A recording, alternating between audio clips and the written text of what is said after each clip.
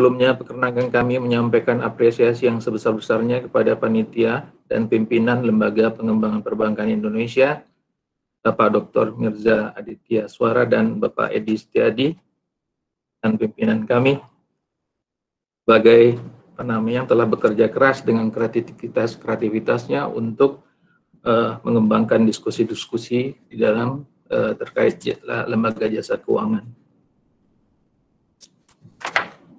Bapak Ibu hadirin yang berbahagia, saat ini sistem jaminan sosial nasional diuji dengan terjadinya pandemi COVID-19. Sebagian masyarakat belum termasuk di dalam jaring jaminan sosial, dan untuk yang peserta yang terdaftar pun sistem jaminan sosial baru menyediakan jumlah dan jenis jaminan yang minimal. Namun sebelum terjadi pandemi COVID-19, sudah terdapat permasalahan klasik yang telah dialami oleh asuransi wajib dan asuransi sosial. Seperti tantangan untuk meningkatkan cakupan kepesertaan itu sudah terjadi sebelum COVID-19, kemudian pada saat COVID-19 kepesertaan yang terus menurun, terutama dari program JKK dan JKM untuk BPJS Ketenagakerjaan dan program JKN untuk BPJS Kesehatan. Masalah selanjutnya adalah kolektibilitas iuran yang rendah, sudah terjadi sebelum COVID-19, dan selama COVID-19 kolektibilitas iuran semakin menurun, terutama untuk BPJS Kesehatan. Berikutnya adalah prosedur pelayanan peserta yang masih perlu peningkatan. Dan ini mendapatkan challenge yang lebih besar lagi pada saat COVID-19. Prosedur layanan yang harus dikembangkan melalui menggunakan platform digital, diantaranya dikembangkan oleh BPJS Kesehatan, BPJS Ketenagakerjaan, Jasara Harja, Taspen, Asabri, semuanya memiliki program yang spesifik dengan nama masing-masing. Selain tantangan peningkatan pelayanan di atas yang sedang dihadapi oleh penyelenggara asuransi wajib dan asuransi sosial, pada masa pandemi terdapat tantangan tambahan yang mempengaruhi asuransi wajib, BPJS Kesehatan, BPJS Ketenagakerjaan, dan asuransi sosial seperti Asabri, Jasara Harja, dan Taspen, yaitu dalam hal penyediaan layanan kesehatan dengan segera untuk merawat yang tertular COVID-19 sehingga menyebabkan kemungkinan kenaikan klaim kesehatan. B. Perlambatan kegiatan operasional berdampak pada banyaknya pegawai yang dirumahkan dan bahkan di PHK sehingga meningkatkan klaim JHT. Dan juga adanya perubahan iklim investasi yang menyebabkan volatilitas harga di pasar modal dan penurunan tingkat bunga di pasar uang, sehingga menyebabkan penurunan hasil investasi yang dimiliki oleh asuransi wajib dan asuransi sosial. Bapak Ibu hadirin yang kami hormati, jaminan sosial nasional berfungsi sebagai jaring pengaman ekonomi terutama di saat krisis. Saat ini dampak bawaan pandemi terhadap ekonomi membuat peran jaminan sosial nasional semakin besar untuk kemaslahatan masyarakat. Sebelumnya izinkan saya untuk sekilas untuk mengulas data aset kelolaan asuransi wajib. Tadi sudah disampaikan oleh Pak Suminto, ya. Mohon maaf, memang ada beberapa hal yang kita bahas bersama karena kebetulan Pak Suminto juga di pengawas juga sebenarnya di DJSN ini, dan kami juga di OJK pengawas. Jadi mungkin secara garis besar mungkin agak ada beberapa yang sama.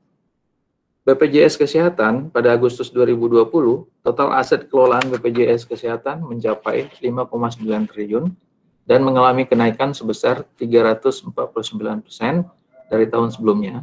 Namun demikian, sebagian besar aset BPJS Kesehatan merupakan piutang iuran, serta kas dan bank yang masing-masing mencapai 53% dan 46% dari total aset BPJS Kesehatan per 31 Agustus 2020. BPJS Ketenagakerjaan, pada Agustus 2020, total aset kelolaan BPJS Ketenagakerjaan mencapai 465 triliun rupiah, meningkat sebesar 4,72% jika dibandingkan dengan akhir tahun 2019. Pada bulan Maret sampai dengan Juni 2020, aset kelolaan BPJS Ketenagakerjaan sempat menurun, diantaranya terkena imbas penurunan indeks harga saham gabungan di pasar modal. Asuransi sosial Asabri, Jasara Harja, dan Taspen pada Agustus 2020, gabungan total aset kelolaan pengelola asuransi sosial mencapai 443 triliun dan mengalami kenaikan sebesar 3,17% jika dibandingkan dengan akhir tahun 2019. Bapak Ibu hadirin yang berbahagia, karena pengaruh COVID-19 terhadap BPJS dan asuransi sosial sempat mengalami penurunan nilai aset investasi, terutama yang terpapar volatilitas IHSG pada periode Maret 2020 sampai dengan Juni 2020. Namun kemudian secara umum kembali meningkat mulai Juli 2020. Peningkatan tersebut salah satunya dipengaruhi oleh penerimaan iuran dan hasil investasi dari deposito dan SBN yang memiliki komposisi yang signifikan dalam portofolio dana jaminan. Pada Agustus 2020, sebagian dari investasi BPJS, baik BPJS Kesehatan dan BPJS Ketenagakerjaan, ditempatkan pada fixed income investment berupa deposito, surat berharga negara, dan obligasi. Dengan demikian, BPJS secara umum memiliki pendukung yang stabil dalam penerimaan hasil investasi. Asuransi wajib dan sosial BPJS Kesehatan itu mempunyai proporsi investasi pendapatan tetap dari total investasi sekitar 67%. BPJS Ketenagakerjaan proporsi investasi pendapatan tetapnya sekitar 76%. Kemudian asuransi sosial Asabri, Jasara Harja, Taspen 77%. Namun demikian perlu dicermati bahwa dengan pada penempatan investasi dengan hasil investasi berupa bunga akan dihadapkan pada risiko penurunan hasil investasi sebagai pengaruh dari penurunan tingkat suku bunga terkait upaya otoritas moneter untuk mendorong pemulihan kondisi perekonomian. Sebagai contoh, Bank Indonesia telah menurunkan tingkat suku bunga acuan BI 7 hari repo rate sebesar 100 basis point dari 5% pada Januari 2020 menjadi 4% pada September 2020. Di sisi lain, indeks saham harga gabungan sempat mengalami penurunan di bawah level 4.000 pada tanggal 23 Maret 2020 yang dipicu oleh kekhawatiran investor terhadap kenaikan kasus COVID-19 diberikan tanda-tanda perbaikan hingga di atas level 5.300 pada akhir Agustus 2020. Namun demikian, kembali menunjukkan tren penurunan sejak penerapan PSBB Jakarta sebagai upaya untuk mengendalikan kenaikan kasus harian pasca penerapan adaptasi kebiasaan baru. Pada akhir September yang lalu, bahkan IHSG kembali mengalami penurunan hingga mencapai level di bawah 5.000, yaitu sekitar 4.870. Kemudian penempatan investasi berupa saham dan reksadana yang dimiliki BPJS dan asuransi sosial memiliki kemungkinan tinggi terpapar eksposur risiko pasar. Proporsi investasi pasar modal dari total investasi untuk BPJS Kesehatan adalah sekitar 29%, untuk BPJS Ketenagakerjaan 22%, dan untuk asuransi Asabri, Jasara Harja, dan Taspen 23%. Pada kondisi pasar yang menurun secara berkelanjutan, kebijakan yang umum diambil oleh investor adalah melakukan cut loss untuk menghindari kerugian lebih banyak. Jika terlambat untuk mengambil keputusan, dalam kondisi harga pasar yang terus menurun, dikhawatirkan justru akan memperburuk kondisi portofolio investasi yang terkena exposure risiko. Isu ini sangat mengemuka untuk pengelolaan investasi di BPJS Ketenagakerjaan, BPJS Kesehatan yang mungkin disebabkan oleh kekhawatiran dari direksi akan terjadinya penurunan yang sangat signifikan daripada nilai investasi. Sehingga hal ini sudah menjadi perhatian pihak-pihak yang terkait, bahkan sudah menjadi diskusi yang sangat intensif antara BPK, OJK, bahkan KPK juga ikut mendiskusikan terkait dengan mekanisme cut loss ini. Kondisi ini membutuhkan perhatian dari manajemen BPJS dan asuransi sosial untuk menciptakan keseimbangan yang baik dalam komposisi portofolio investasi. Hal ini terutama untuk memenuhi prinsip sistem jaminan sosial nasional, yaitu hasil pengelolaan dana jaminan sosial dipergunakan seluruhnya untuk pengembangan program dan untuk sebesar-besar kepentingan peserta.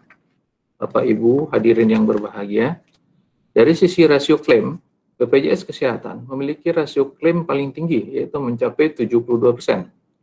Sementara untuk BPJS Ketenagakerjaan dan Asuransi Sosial pada Agustus 2020, rasio klaim berkisar antara 40% dan 60%.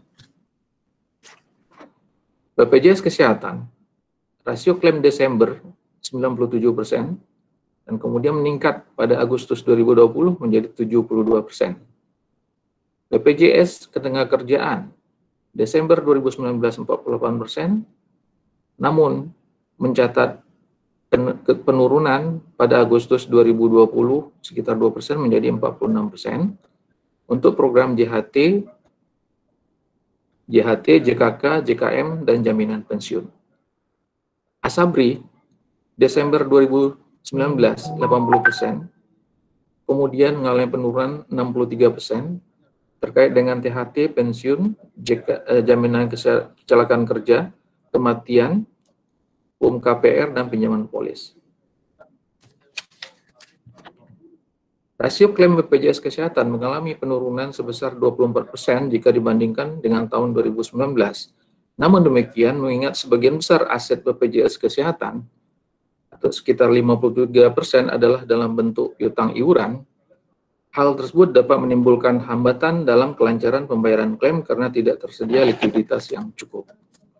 Sementara untuk BPJS Ketenagakerjaan, rasio klaim masih terkendali pada persentase 46% per Agustus 2020, namun terdapat indikasi akan terus meningkat sampai dengan akhir tahun 2020 karena kondisi perekonomian yang sedang menurun. Kemudian jika di tengah terdapat kenaikan klaim untuk JHT sebesar 27% jika dibandingkan dengan tahun 2019. Kenaikan ini adalah dampak dari penarikan oleh peserta yang mengalami PHK dan penurunan penerimaan iuran dari sektor jasa konstruksi. Sementara untuk asuransi sosial, Asabri, Jasara Harja, dan Taspen, rasio klaim juga terhitung sebesar 63%, namun jumlah tersebut menurun sebesar 17% jika dibandingkan dengan rasio klaim pada akhir 2019. Bapak Ibu yang kami hormati, amanat untuk menerapkan manajemen risiko dan tata kelola dalam pengelolaan investasi untuk BPJS dan asuransi sosial secara implisit diatur oleh undang-undang dan peraturan pemerintah. Baik dari BPJS, Taspen, Asabri, itu pengaturan mengenai pengelolaan risiko itu dicantumkan dalam Undang-Undang Nomor 24 Tahun 2011, kemudian untuk Taspen tentang Pasal 6B PP Nomor 20 Tahun 2013 tentang asuransi sosial PNS, dan Asabri Pasal 50 Ayat 1 PP Nomor 102 Tahun 2015 tentang asuransi sosial prajurit TNI dan anggota Kepolisian Negara RI dan ASN. Di sini yang ditekankan adalah bahwa pengelolaan investasi harus diterapkan dengan prinsip kehati-hatian, keamanan dana, dan hasil yang memadai. Kata kehati-hatian adalah suatu bentuk amanat perwujudan manajemen risiko. Dengan prinsip kehati-hatian, maka pengelolaan investasi BPJS dan asuransi sosial harus dilaksanakan dengan analisis yang memadai dan profesional, dan berintegritas, dan dapat dipertanggungjawabkan. Kemudian untuk BPJS, hal tersebut searah dengan Pasal 11 Ayat 1 Peraturan Presiden Nomor 25 Tahun 2020 tentang tata kelola BPJS yang mengatur bahwa direksi wajib mengambil keputusan investasi secara profesional dan mengoptimalkan pengembangan dana investasi. OJK selaku lembaga pengawas eksternal menaruh perhatian sangat besar dalam penerapan tata kelola pada pengelolaan asuransi wajib dan asuransi sosial, terutama karena tanggung jawab moral untuk memastikan terlindunginya seluruh hak-hak peserta dan menjadi rekan bagi pemerintah selaku pengambil kebijakan.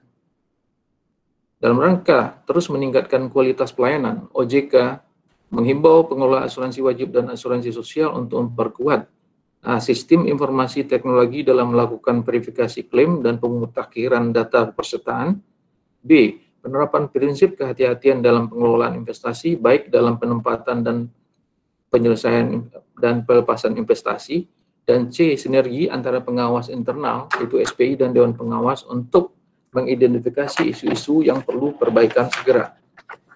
Menjawab seluruh tantangan yang muncul dalam mengelola asuransi wajib dan asuransi sosial, tidak terelakkan bahwa peranan Satuan Pengendali Internal SPI, fungsi kepatuhan, dan Dewan Pengawas merupakan hal yang sangat dibutuhkan dalam pengawasan penerapan tata kelola pengelola asuransi wajib dan asuransi sosial.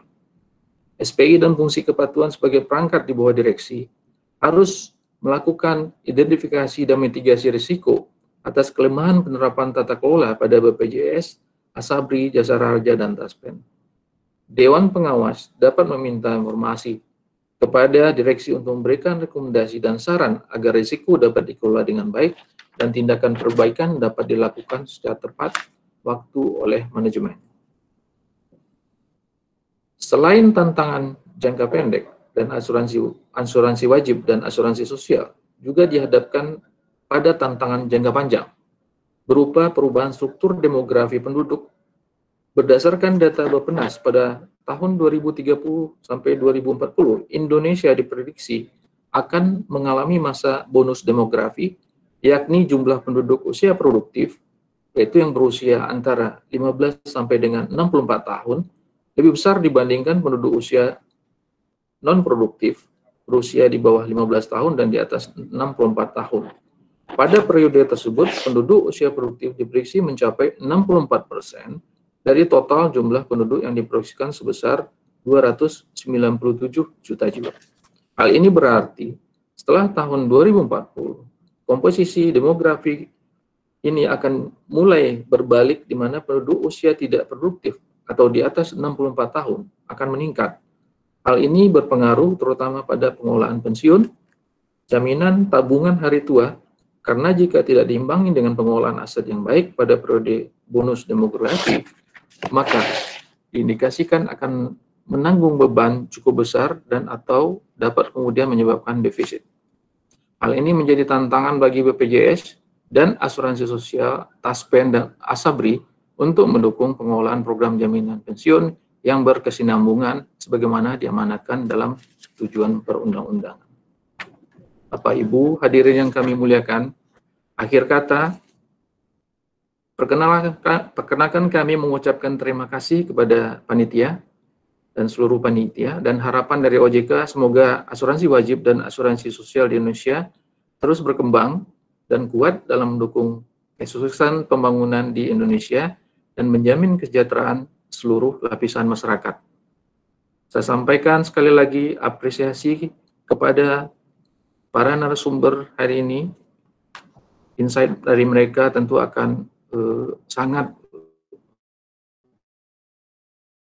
berguna untuk yang menjadi untuk para peserta virtual, berikan masukan untuk menyempurnakan pengelolaan dan penerapan jaminan sosial di Indonesia pada saat ini. Akhir kata, saya mohon maaf kalau ada yang kurang dalam penyampaian ini, dan saya mengucapkan terima kasih atas perhatiannya. Wassalamualaikum warahmatullahi wabarakatuh.